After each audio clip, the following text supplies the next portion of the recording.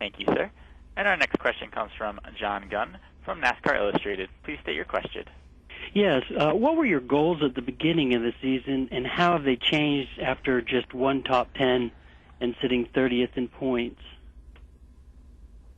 Sure, we wanted to contend for the chase and win a race. That was our motto for the start of the season. Obviously, our points have definitely not gone the way that we wanted to. We've had fast cars from time to time. We haven't been consistent enough to run inside the top 10 on a regular basis, which is where you need to be to start thinking about winning a race.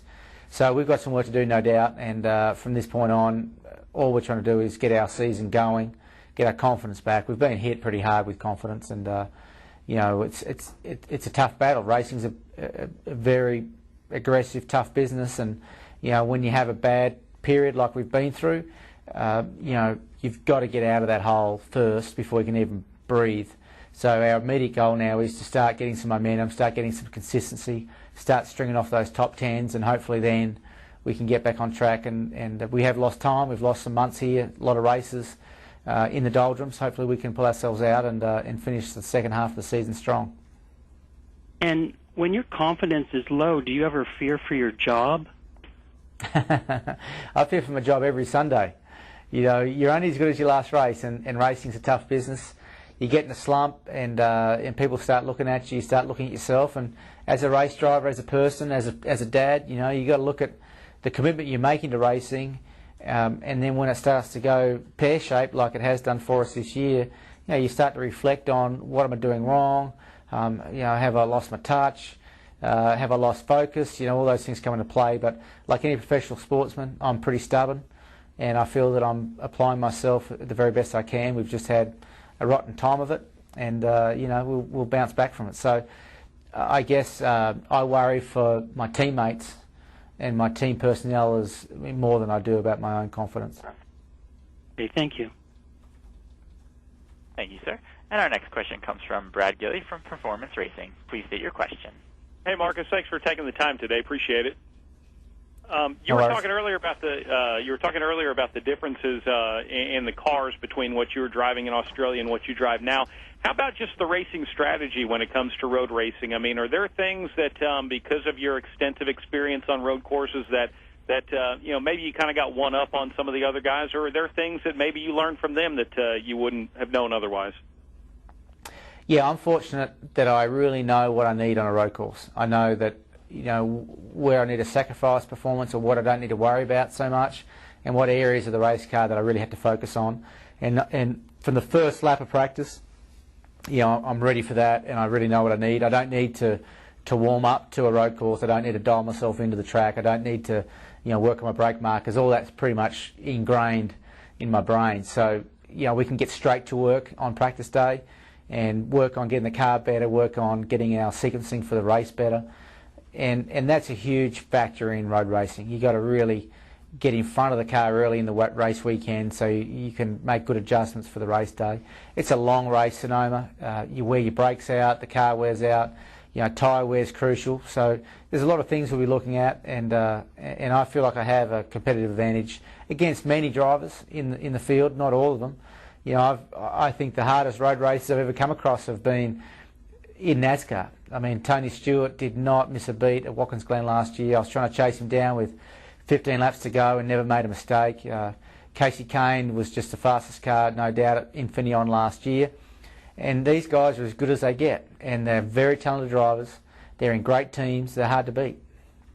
Now, typically the strategy at Infineon, has been basically you back up your pit stops to the end of the race. I mean, we see a lot of cars coming in, early in the race when you wouldn't think they would need to pit, but that's obviously planning for the end of the race. Now that we got 3 chances at a green-white checker finish and fuel mileage can really, really come into play, have you and Frank Kerr talked about, maybe what your strategy is going to be on Sunday? No, we haven't really talked about it. We've just got to try to run at the front all day and pit when we need to for our fuel mileage. Each team has different fuel mileage numbers that they get depending on who's driving the car, depending on what kind of carburetor configuration they've got, what kind of RPM they're using on the racetrack. So we'll be going through all our fuel mileage numbers during practice and qualifying practices to get ourselves as familiar with our engine and that track as we can.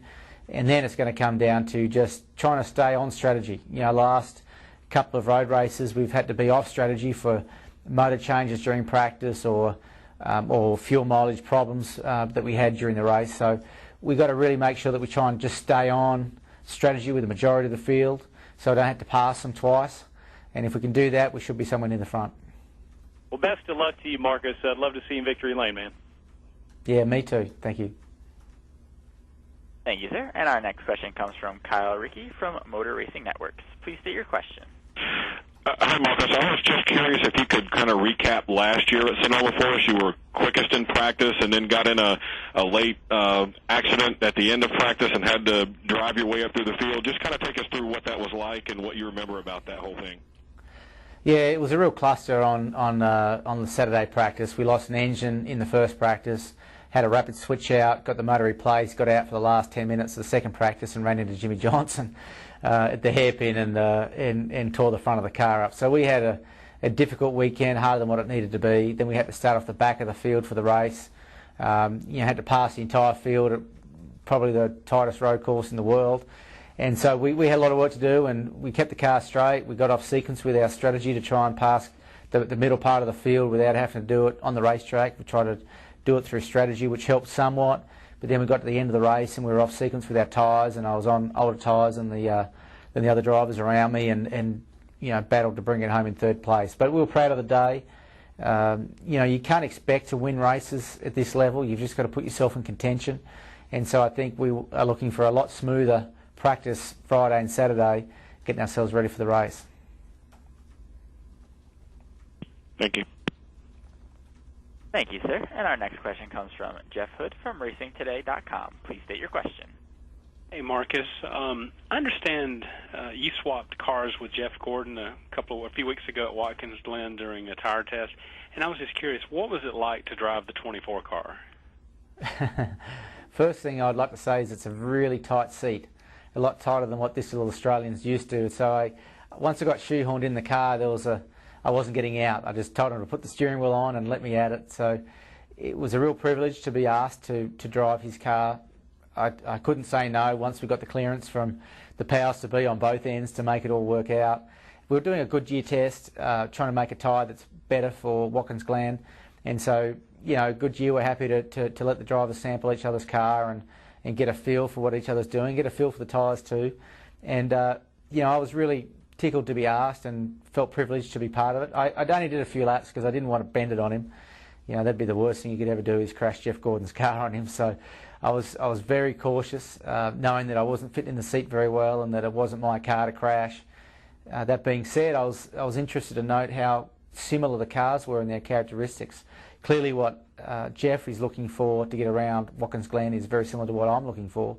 And we're both fighting the same problems.